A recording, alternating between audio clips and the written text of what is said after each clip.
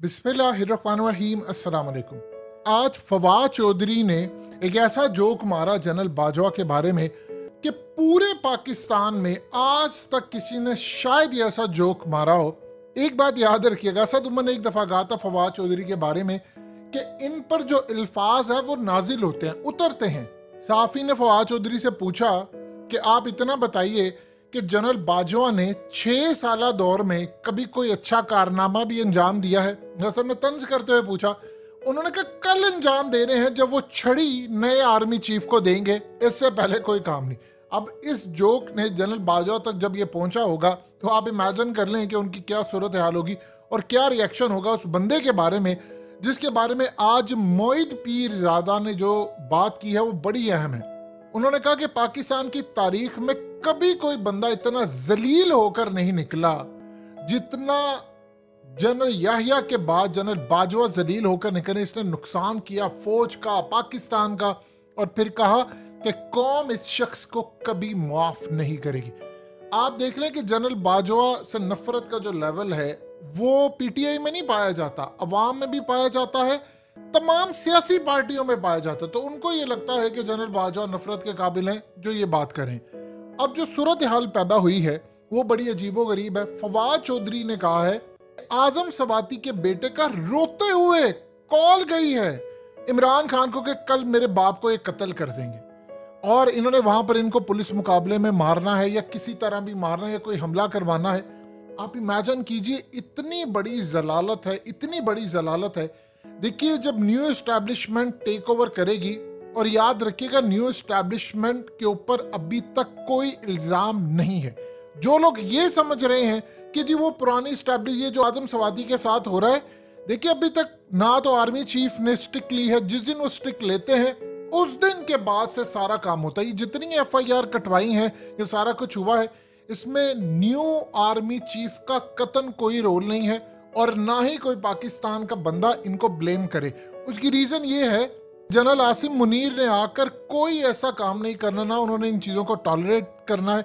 आप यहां से अंदाजा लगा लेना कि चौधरी परवेज इलाही ने यहां तक ये बात कह दी है कि भाई मैं यहां से असम्बलियां तोड़ने के लिए तैयार हूं। आप बताइए, अगर कोई उन पर इस्टेब्लिशमेंट का दबाव होता कि नहीं इमरान खान के खिलाफ जाने नहीं, हम तुम्हें फिट करवा देते हैं जरदारी के साथ, तो क्या वो बयान देते? यहां से आप समझ लेना साइन। देखिए, चौधरी परवेज इलाही हमेशा वो चीजें देखने की सलाहियत रखते हैं जो आम लोग नहीं देखते। वो हमेशा फायदे की तरफ देखते हैं। उन्होंने फायदा देखा इमरान खान का, लेकिन अगर दूसरी जानिब से अगर न्यू एस्टैब्लिशमेंट उनको कह रही होती कि चौधरी परवेज इलाही साहब आपने इमरान खान के खिलाफ जाना है, तो आप बताइए क्या वो ये स्टेटमेंट देते? चौधरी परवेज इलाही ने कहा है कि नई क़यादत ने मुझे बड़ा अच्छा पॉजिटिव पैगाम दिया है कि हमने सबको साथ लेकर चलना। अब इसका मतलब आप समझ लेना बात को। लोग इस वक्त जो गुफ्तगू करें, आप देखिए नए आर्मी चीफ को मौका दें, इंशाल्लाह वो आपको डिलीवर भी करके दिखाएंगे, वो आपको बताएंगे। ये देखिए, उन्होंने मुल्क से पूरा क्राइसिस खत्म करना है। अब ये जो लोग कह रहे हैं जी अभी वो आजम सवाती, आप बताएं उन्होंने तो चार्ज ही नहीं लिया, तो किस बात का हम इन पर इल्जाम लगा सकते हैं या फलाना कर सकते हैं? अब आप इस सूरत हाल में देख ले, चौधरी परवेज इलाही स्टैंड कर गए। पंजाब में कोई आजम सवाती के खिलाफ एफआईआर नहीं काटने दी। जनरल रिटायर्ड अमजद शुएब ने जो बात की है वो सबसे ज्यादा अहम है। उन्होंने कहा कि जनरल आसिम मुनीर ने अगर फौज का एतमाद दोबारा बहाल करवाना है, जो दूरियां पैदा हो गई हैं अवाम की और फौज के दरमियान, तो उसका हल है कि जनरल बाजवा की जीएचक्यू के अंदर से जो टीम है और आईएसआई के अंदर जो जनरल बाजवा की टीम है उसको फारिग करे, नई टीम लेकर आए। आप देखिए, ये बात अगर जनरल रिटायर्ड शुएब अमजद जानते हैं तो ये पाकिस्तान के तमाम लोग भी जानते हैं। लेकिन सवाल ये पैदा होता है कि आजम सवाती पर जो कल हमला होना है या कुछ जो भी सूरत हाल, अल्लाह उनकी हिफाजत करे, आप बताइए अगर उसके बेटे ने बात की तो उनको कुछ ना कुछ तो पता है। आप ये इल्जाम नहीं लगा सकते। जब तक कोई भी नया आर्मी चीफ आता है वो छड़ी नहीं ले लेता और पुराना पूरी तरह उसके नाम के साथ रिटायर्ड नहीं लग जाता, तब तक आप कैसे कह सकते हैं? आप बताइए तो सही, कैसे कह सकते हैं आप किसी को कि उसने फलाना कर लिया, उसने ये कर लिया? आप उनको पूरा टेक ओवर करने दीजिए। अभी इस वक्त general Asim Munir army chief को नामजद हो चुके हैं, लेकिन अभी उनके पास इख्तियारत नहीं है, क्योंकि जो पहला रिटायर्ड होता है, छड़ी देता है, उसके बाद वो एक पूरी सेरेमनी होती है। तो आप इस सूरत हाल के अंदर हमें इस वक्त पूरी तरह बैक करना है। और इमरान खान ने जो असम्बलियां तोड़ी है वो ऐसे नहीं तोड़ दी। ये मामला जो सामने है वो इसको आप थोड़ा समझिएगा। देखिए, फौज के अंदर जो मिजाज है वो आसिम मुनीर अच्छी तरह समझते हैं। पनामा के अंदर जो इंक्वायरी हुई थी उसमें जनरल आसिम मुनीर ने बड़ा बैक एंड पर काम किया हुआ है। आप इस बात को अच्छी तरह समझ लें। जनरल आसिम मुनीर ने 27 फरवरी को काम किया हुआ है। ये उनके बारे में प्रोपेगेंडा चलाया जाता है। और ये मकबूल जान कह चुके हैं कि जनरल बाजवा ने अपने बंदे जनरल फैज को लेकर आना था और तासुर मीडिया में दिया कि जनरल फैज जो बंदा है वो इमरान खान का है, जबकि ऐसा नहीं है। बंदा वो नवाज शरीफ का भी नहीं था, वो असल में जनरल बाजवा का बंदा था। और जो वो बाद में उनको भी लाना चाहते थे। आप ये देखिए शेख रशीद ने क्या बात की। उन्होंने कहा कि जनरल सरफराज को इमरान खान बनाना चाहते थे। तो कौन मीडिया में ये तासुर दे रहा था? सो लिहाजा जनरल आसिम मुनीर की जो तैनाती हुई है, आपने उनको बैक करें। आपको रिजल्ट नजर 2 हफ्तों में आपको पता चल जाएगा। आपको पॉलिसी, अगर ऐसी सूरत हाल होती तो चौधरी परवेज इलाही को वो क्या ना कहते कि ठीक है आपने असम्बलियां नहीं तोड़नी, आप खड़े हो जाए स्टैंड लेने। क्या कर सकता है इमरान खान? पहले भी तो चौधरी परवेज इलाही इंस्ट्रक्शन ले रहे थे ना, लेकिन अब उन्होंने खुद कहा है कि नहीं, एस्टैब्लिशमेंट न्यूट्रल होने जा रही है। जब एक बंदा न्यूट्रल हो रहा है, जब एक अपनी पॉलिसी चेंज कर रहे हैं, तो इस सूरत हाल में हमें भी उनको मौका देना और आपको 2-3 हफ्तों में चीजें क्लियर हो जाएंगी। अब इस सूरत हाल में अगर वो न्यूट्रल फौज हो जाती है तो आप ये देखेंगे कि इनकी तो लाइफ सपोर्ट खत्म हो जाएगी।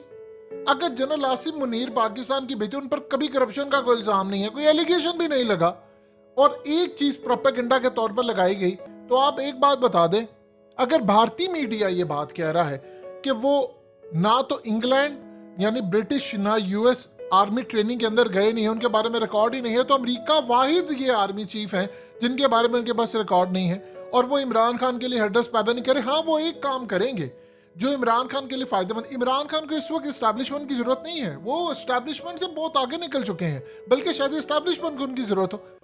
अगर इस वक्त न्यूट्रल हो जाती है एस्टैब्लिशमेंट, जो इंशाल्लाह होगी न्यू एस्टैब्लिशमेंट, तो उसमें एक चीज आप ज़हन में रखिएगा, इमरान खान के लिए अगर वो साफ शफाफ इंतखाबात करवा दे, इतना काफी है इमरान खान के लिए 2/3 क्या 3/4 लेना।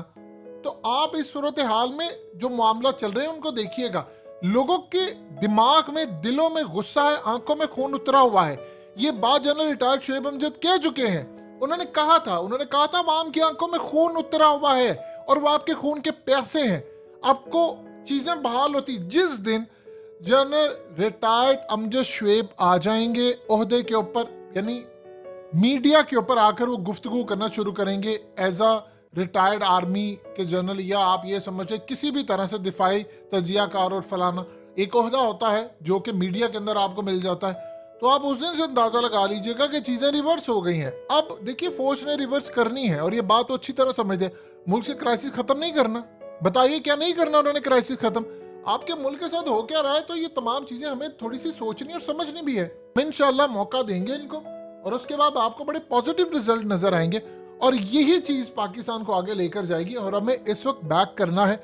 जहां पर लोग गलत होंगे, लोग क्रिटिसाइज करते और करते रहेंगे।